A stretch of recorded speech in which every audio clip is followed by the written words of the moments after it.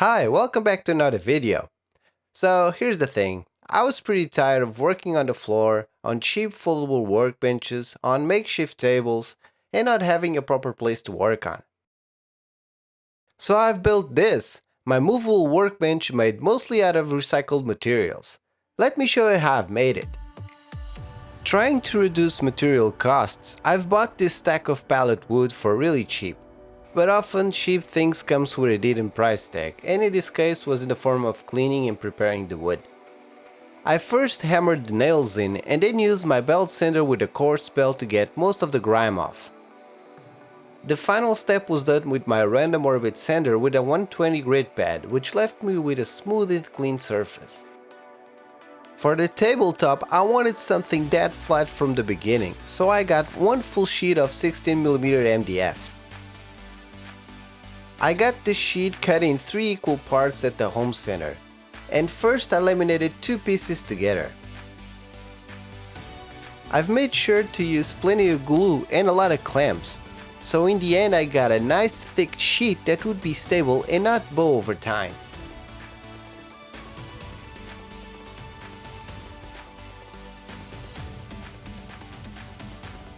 I've set the really heavy top on some sawhorses and then got to work on the sides.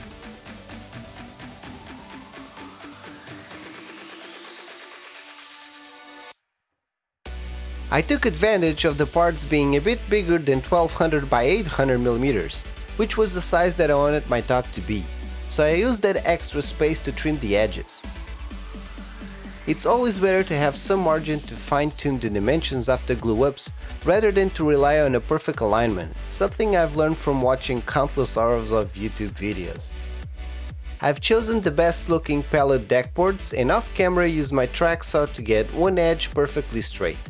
A joiner would be awesome for this task, as well as a table saw with a joiner jig, but I only have a track saw and got the job done with it.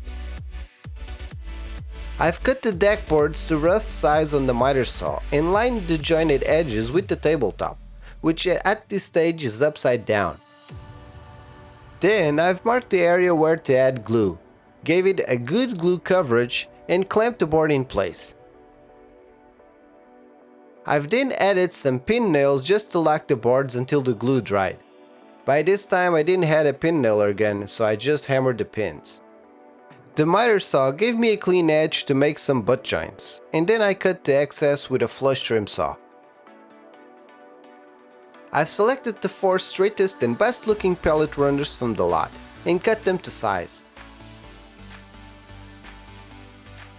The height of the workbench is really important, as it must match your height for you to be comfortable. If it's too high, it will be hard to use hand planers, as you'll not be able to use your weight to stabilize the planer. If it's too low, you'll find that your back will start to hurt since you cannot work straight. I'm 180, and I've chosen a top height of 90 centimeters.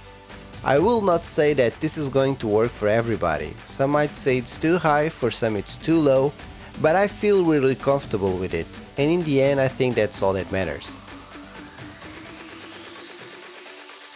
I've marked where the boards line up with the legs, and then secured the legs with both wood glue and screws. After adding the first 2 legs, I've secured the shorter lower stretcher to align everything early on.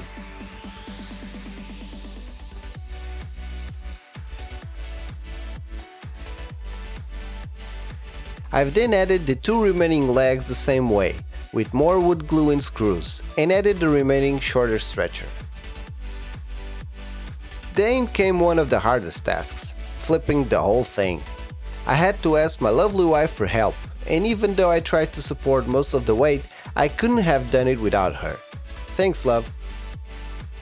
Hadouken!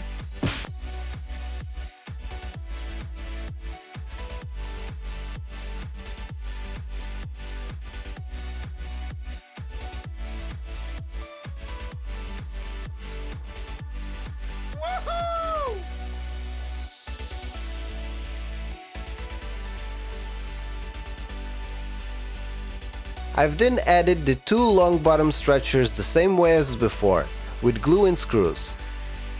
It was getting real sturdy by now, but quite heavy as well and not easy to move around, which was the following step.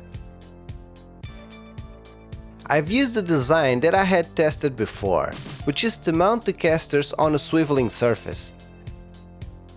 When not locked, the workbench legs are on the floor, but by pushing some levers down, the workbenches lift and the casters can roll. This design has several advantages.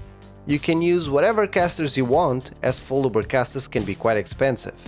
When not needed, the workbench can rest on its legs instead of a locked caster, which increases the floor contact area and the sturdiness of the whole thing. And when you need to move the workbench, they can be easily deployed.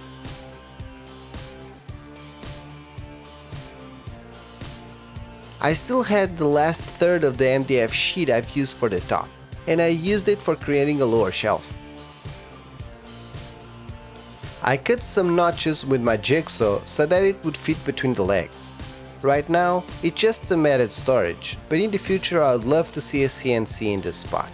Maybe one day.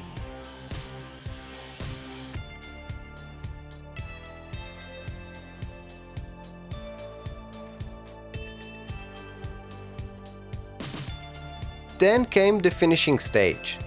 I first started by filling out all the screw holes and wood imperfections with wood putty, and then sanding everything to 120 grit, including the top. Then, I've given a couple of coats of Bondex water-based varnish to the frame. I've used a product that is formulated for floor protection, and it gives an extra hard finish, which is nice since it is expected that the workbench gets some beating.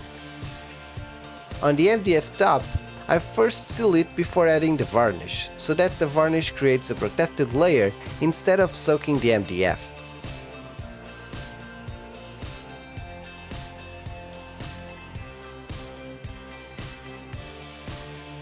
I've purchased a vise from Amazon, as this is a great add-on to any workbench. Installation was quite easy, and I've added 2 pieces of wood to soften up the jaws.